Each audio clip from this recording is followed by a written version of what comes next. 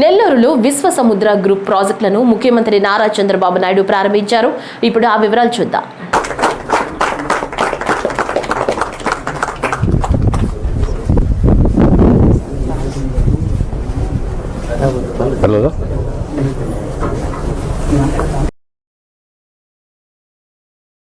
నందగోకులం ప్రాంగణంలో 3 ప్రాజెక్టులు చూశాను. ఒకటి రైతులు, 2 దాంట్లోనే పర్యావరణ సంక్షేమం, రెండోది పశు జాతుల పరిరక్షణ, మూడోది ఎక్సలెంట్ స్కూల్. అందులో కూడా మామూలు పిల్లల్ని తీసుకొచ్చి ఇక్కడ ఎక్స్ట్రాడినరీ స్టూడెంట్స్గా తయారు చేస్తున్నారంటే ఇది మిగిలిన వాళ్ళందరికీ కూడా ఒక ఆదర్శం.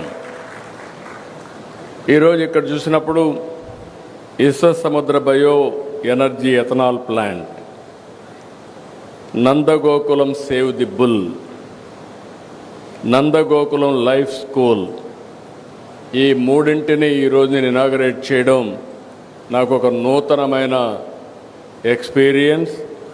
ఇలాంటి ఒక మంచి కాన్సెప్ట్ని క్రియేట్ చేయడమే కాకుండా ఒక ఇన్నోవేటివ్ కాన్సెప్ట్తో ముందుకు పోతున్నటువంటి చింతా శశిధర్ ఫౌండేషన్ని రాష్ట్ర ప్రభుత్వం తరపున మరొక్కసారి అభినందిస్తున్నాను.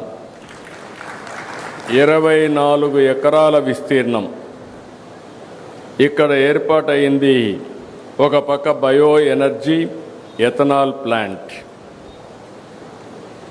ఇందులో 200 లీటర్ల ఎథనాల్ ఉత్పత్తి చేయాలని లక్ష్యంతో 15,000 టన్నులకు పాడైన బియ్యం వంటి నూకలన్నీ కూడా తీసుకొచ్చి ఇక్కడ ఎథనాల్ తయారు చేస్తున్నారు.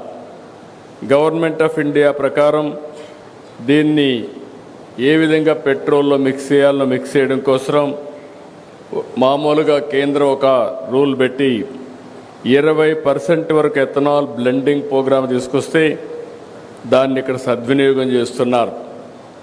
దీనివల్ల రైతులకు మెరుగైనటువంటి ఆదాయం వచ్చే పరిస్థితి వస్తుంది.